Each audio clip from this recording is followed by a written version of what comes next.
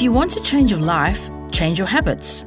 I'm Shireen Skeepers, founder of For Your Life and host of this podcast dedicated to exploring and understanding the power of habits. Join me as I speak with experts and everyday people who have transformed their lives through the power of habit. Because this is for your life. This is about habits and it's about time. Your time starts now.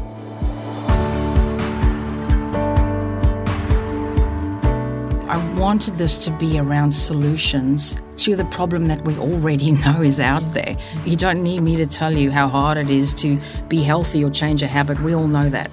So that's what this podcast is about. It's a lot more focused on tips, advice, recommendations from people who are doing this. That's me, Shireen Skeepers. I'm passionate about helping people achieve their goals, no matter how big, by building strong habits. Because motivation may get you started, but habits will keep you going. But who am I? What habits have I developed for myself? And what can you, as listeners and now Habitarians, expect from this podcast series?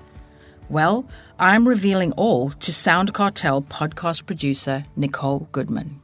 Welcome, Shireen. Thank you. This is a bit of a role reversal for this episode. You're the guest, and I'm going to introduce you because this podcast, For Your Life, is quite wonderful. And to take a step back, we want to find out who you are, what the podcast is all about, what people can expect. So I'd like to start by getting a bit of an idea about you. Can you tell us a bit about you, who you are?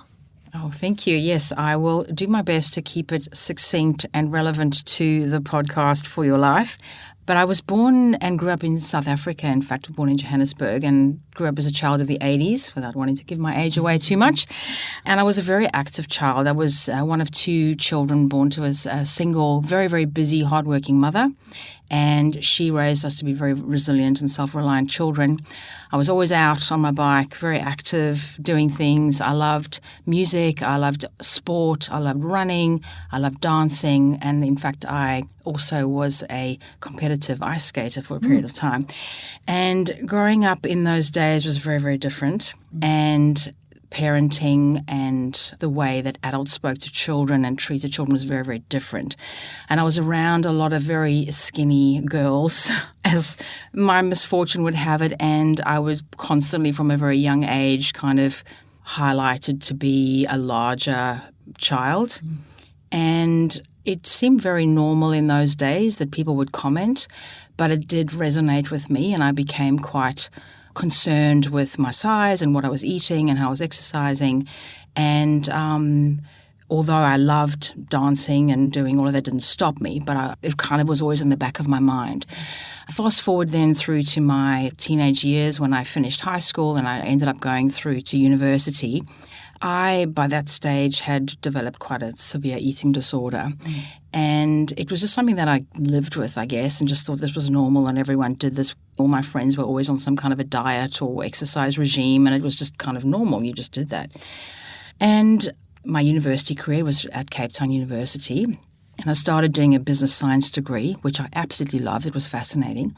But the subjects that really appealed to me the most were anything around theories that sought to predict or describe human behavior. And they were to be found in lots of different subjects. So I was doing, as I said, a business degree, but you would come across it in obviously psychology, and I did a lot of organizational psychology and really did a deep dive into motivational theories, which I loved. But there were elements of it in economics, in marketing, even in statistics. I did applied maths, looking at how to interpret psychological tests. It was really fascinating. And I started to really form this intense passion and interest for theories about why people do what they do, their behaviors. I then joined quite a large organization in South Africa, but all the time was thinking, I need something more, something better. And I ended up applying for a position with a large company in Australia. I had never been here before, and very soon I was packing my bags to come to Australia. Loved being here and didn't think I would stay forever, but very soon began to really love it, and it started to become my home. So I'd had various careers, mostly in retail and professional services companies, but I always found myself volunteering and being involved in large projects that involved change management, behavioral change, and once again was in this wonderful field that just fascinated me around why do people do what they do? How do behaviors become entrenched and how do they change? And it's been very much a recurring theme throughout my life. And I had this idea to do this podcast a while ago, and I'm a self-confessed horrendous procrastinator. And finally, here I am, because I really want to talk about this a lot more. So you're talking a lot about human psychology, why people do what they do. In particular, you want to focus on habits. What sparked your interest in habits particularly? I think probably the best sort of story I can tell about this was a taxi driver that I met once.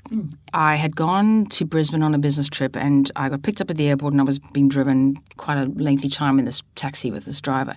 And we started chatting away, and he was so lovely and chatty and very open to sharing. And he started to tell me the story about how he had served in the military and had learnt to drink in a very, very big way.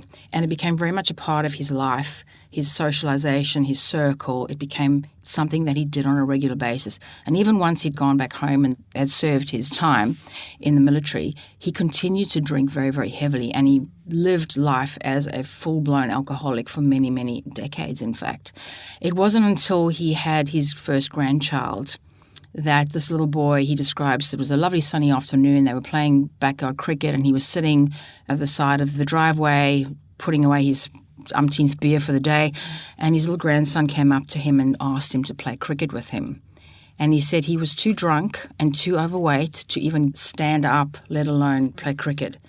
And he said the look on this little boy's face, he just looked at this little kid and just went, I can't do this anymore. I've been a terrible father. I've been a terrible husband. I can't be a terrible grandfather.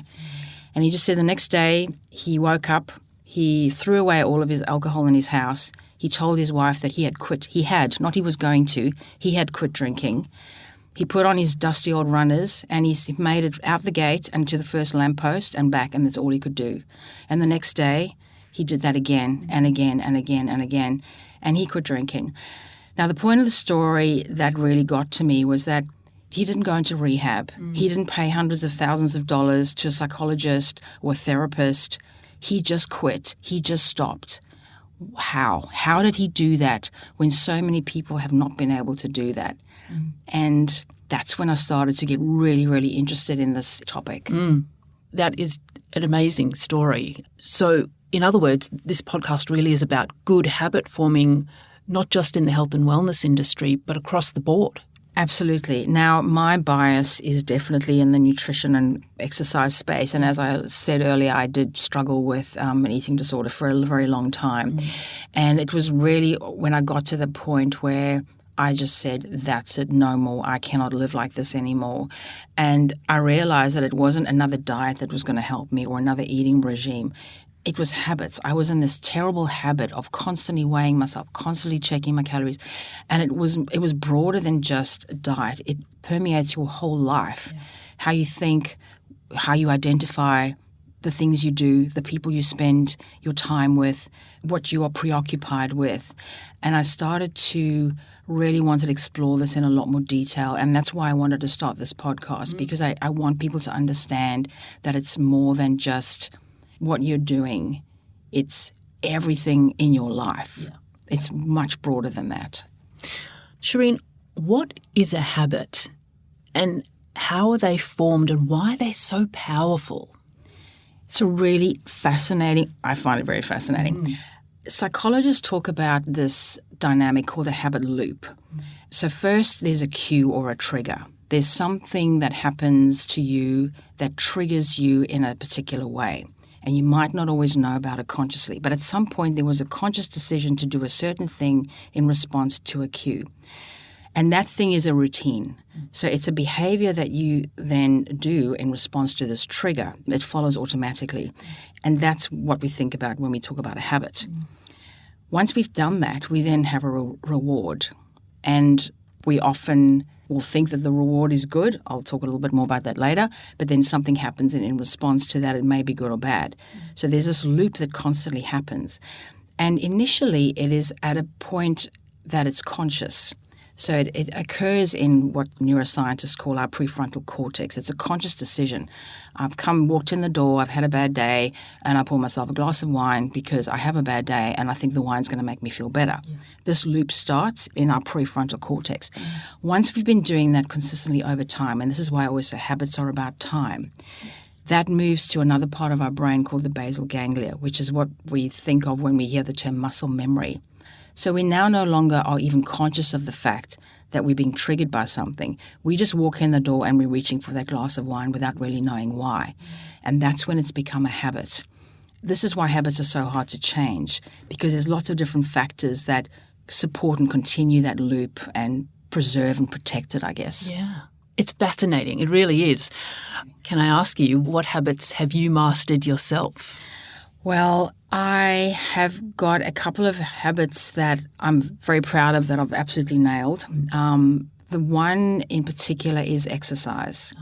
Now, I don't exercise to lose weight. I exercise because it's a keystone habit, and we'll talk about this in subsequent episodes. But keystone habits are things that you do that impact so many other parts of your life. And they're so powerful, they're more powerful because instead of changing 20 things, you just change one thing. And for me, that's exercising. So I exercise every day. I do it first thing in the morning. I don't even think about it. And in fact, to not do it would feel wrong. Yeah. It's not self-discipline. It's not willpower. It's just what I do. And what it then does is it helps me with my mental health. It makes me want to eat better. It makes me get a good night's sleep because I have to get up early to exercise. So that's probably the one that I'm pretty good at now. I've got lots of other habits that I'd like to break and change, but that's the one that I've got. So there's no mornings where you go, I'm so tired, I cannot get up. I'll do it later. I'll do it in the afternoon. There are.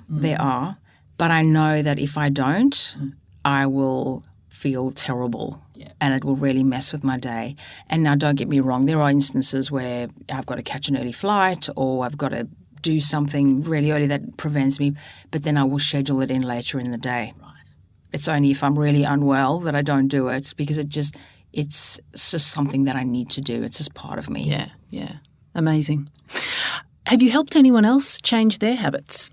I have actually, not a deliberate intent, but more just through my example. So I have a lot of people say to me, you're so self-disciplined and you have such great willpower. And it completely is so surprising to me because I think I have terrible willpower and I have terrible self-discipline. But this is the beauty of a habit. It is not about willpower. It's about what you just do every day without even thinking about it. And people that have asked me, how do you exercise every day? How do you eat well? I have to really think about the things that I do that have created those habits, like meal prepping, like shopping, like putting my workout clothes next to the bed the night before so that I don't have to think about it in the morning, things like that. So a habit can be quite distinct from willpower. Yes. This is the thing that I think people really don't fully appreciate. When people want to start, and again, I'm talking about dieting because that's what I know about, a new nutrition regime, they will say, I have no willpower, how I'm going to stick to this. Or they think that in order for them to achieve success, it's all about willpower. Willpower is fleeting. It's like holding a heavy weight in your hand. You can hold it for a certain amount of time, but eventually you have to put it down. And when you put it down, you're fatigued. So your resilience, your strength is diminished. And that's what willpower does. So willpower will get you to a certain point. Habits keep you going. So I love the line that says motivation gets you started, but habits keep you going. And this is why it's very important to put those good behaviors in place while the willpower is there and the motivation is there, because soon that will fade and then you'll have to rely on your habits. That's a really good distinction. Thank you. Thank you for clarifying that. There are so many podcasts about health and wellness and also forming good habits. What makes For Your Life different? So I listen to a lot of podcasts on not only nutrition, health, but mindset, life coaching, those sorts of things. I seem to just naturally gravitate towards those things. And I feel that they're almost segmented into one of three camps. First one being very academic. So we'll listen to podcasters that will talk about research and scientific studies that have been done and weird experiments on rats. And that's for one group of listeners, and that's very interesting. Then there's another group that is very focused on just the what you do. So nutrition advice or exercise advice. They're not focused enough on how you do it. So it becomes very much around just a list of instructions. And then there's the third camp, which is, I feel, more of just a chat. So you don't really learn anything. There's a lot of conversation around what is the problem. We all know what the problem is. There's not a person out there who doesn't know what they need to be doing to get healthier. Yeah. Why are they not doing it? Yeah. So I wanted this to be around solutions to the problem that we already know is out there. You don't need me to tell you how hard it is to be healthy or change a habit. We all know that. So that's what this podcast is about. It's a lot more focused on tips, advice, recommendations from people who are doing this every day. Yeah. And why is it so hard to change our habits, do you think? There's a number of reasons, and of course, if you'd like to find out more, you need to keep listening. Oh, absolutely, I will. But I'll give you a couple. There's a few pitfalls that are very common when people start to undertake any kind of habit change program. Probably the most important one is that our habits are invisible. We've been doing them for so long that we no longer remember what is triggering us. We no longer know really what the reward is that we're getting. No one's drinking because they like a hangover. Like, what is the reward that you're getting from that? So the fact that they're invisible is probably the hardest part of identifying it. Secondly, we're impatient. Yes. We want instant change and we want to see instant results. Habits don't work like that. They are the silent assassins. They creep up on you without you realizing, and by the time you are seeing the effects of them, they've been in place for a long time. That's the second issue. Thirdly, and this is a big one for me, trying to change too much too quickly. Literally start with one thing. I spoke to an amazing nutritionist, I'll be interviewing her in this series, who literally will give her clients one thing to do. Yeah. And I'm sure you would agree, you can do one thing. Do one thing every day, you can do that. That's achievable. And once you've got that one thing, you then have the confidence to then tackle the next thing.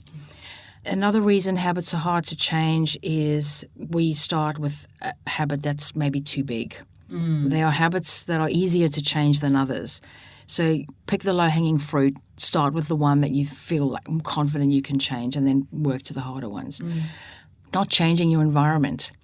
Simple things like you want to quit smoking, and look, I'm not an addiction specialist, but let's say, for example, you want to cut back in the fast food you're eating, but every day you drive home past a Macca's. You're trying to use willpower to stop you from turning into their drive-through. Don't drive past the Macca's. Yeah. Like, look at your environment and change it so that you're not falling into those habit loops. Not having a plan. Everyone talks about meal prep. It's not because you need to weigh your food. It's not about that. It's about having something in the fridge when you get home and you're hungry. Yeah. So you have a plan. And then the big one for me that people absolutely underestimate is going it alone. Have people around you to support you. And it's not always your partner. Sometimes our partners want us to have a good time, and they don't want to see us suffering, but they are the people we're around the most, so we expect them to support us. But maybe you need to look a little out the box when it comes to finding that buddy to support you in your challenge. Yeah. Why do you think there isn't more of a focus on habits in diet and exercise protocols, do you think? So I think that it really depends on who you talk to. I think that most people who would want to go on a diet or start some health regime, they're not going to go to a habit coach. They don't think about that. They will go to a nutritionist, and the nutritionist will provide them with an eating plan. And a really good nutritionist will also go into environmental factors and childhood history and other factors that are maybe impacting how you got to the point that you got to. But certainly if I'm signing up to the Lady Shake at the chemist, it's all about the Lady Shake. There's nothing there around habit coaching or environment or intention. And I think that it probably doesn't make enough money for it to be more prevalent. Yeah, well, the food and diet industry is worth, billions of dollars, and absolutely see that run out the window. Yeah, and of course, If people were successful, the repeat business wouldn't be there, would it? Exactly right. So obviously, thousands of people are going to be listening to this podcast. What can they expect? What are they going to learn? Well, really, first and foremost, I want my listeners to understand the power of habit. Because once you realize how powerful it is, you then become motivated and encouraged to learn about it, because this is for your life. These are things we do that impact our life. The habits we have may be good, but they may not be. They may be making us sick. They may be making us unhappy. They may be sabotaging our success. So I want listeners to really understand the power of habit, to be able to really delve into their own habits and understand where they're coming from so that they can change them. And then it's a lot of focus on recommendations, tips, and advice. And the other point I want to make is that we're going to be talking to people who are everyday people doing extraordinary things. So yes, I've got some really amazing guests that I've got lined up, but I also want to hear from people who just, like the taxi driver, just decided, this is not my life, I am changing this. I have quit drinking, I am going to stop. And how have they done it? Because we can learn from those people. People that are relatable to the everyday person. Absolutely. I feel there's been a few nutritionists that I've listened to, and they're amazing and inspiring, and it's great. But I listen to them and think, I cannot live like that. Yeah. I cannot live like that. I need a glass of wine. Yeah. I need a chocolate. I can't. Life is not worth living. And for them, that's how they live. Yeah. But it's not relatable. Yes. And you fail before you even attempt. Yeah. So how do we get progress but not perfection? Yes. It's the 80-20 rule. What's the 20% of things we need to change that's going to give us 80% of the benefit? So tell us more about some of these relatable people that we can look forward to hearing from. Well, I don't want to give away the surprise, but yes, because I'm excited, I'll share it anyway. So I have a couple of really amazing guests lined up.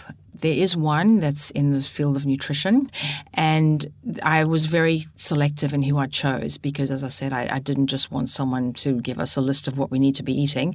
It's more around habits and environment and support around you. So she's amazing. I also have a talk lined up with a psychologist, and I want to be talking to him specifically about habits, good habits for mental health. So important.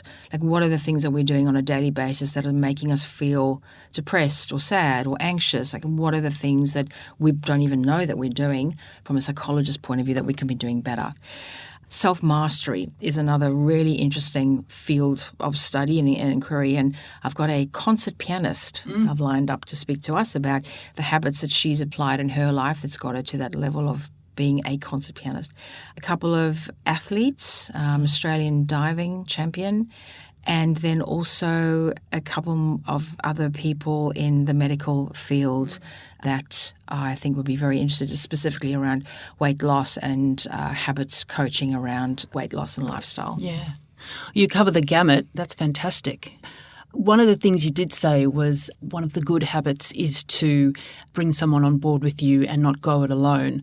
I think certainly this podcast is about bringing listeners together, people together to learn about forming good habits. And part of that is creating a community. And you have a term for your listeners that come and listen to the podcast. I do. Thank you for raising that, because to me, one of the real aha moments was when you learn about the importance of self-identity. So when you can identify as, I am a runner, I am a clean eater, you can say I am. Yes. Something happens in your mind where you identify with that persona and you start to do the things that person would do. So anyone signing up and listening to this podcast, you are now officially a Habitarian and will be referred to as such. I absolutely love it. It's brilliant. I'm a Habitarian. I'm a Habitarian. Awesome. It's wonderful. It's really, really exciting. Shireen, where can people go to get more information about For Your Life? So I do have a website, foryourlife.com.au, and I will post links to all the episodes, upcoming episodes on that website, as well as some tools and resources that listeners can have a look at and read through. My contact information is there if anyone would like to reach out directly. And over the course of the next couple of months, as we become more expert as Habitarians, I will be launching a program to assist people with changing habits and using the power of habit to transform their lives. So stay tuned. Wonderful, wonderful. Thank you so much for speaking to me. Thank you. Thank you for your time, Nicole. And good luck with the podcast. Thank you. From one Habitarian to another. Thank you. Habits are the little things we do every day. They're invisible and their impacts can't be seen in real time. So don't focus only on the outcome. Focus on the process. It's the habits that will set you up for success. You've been listening to For Your Life podcast, produced by Sound Cartel. Subscribe free to For Your Life wherever you're listening now.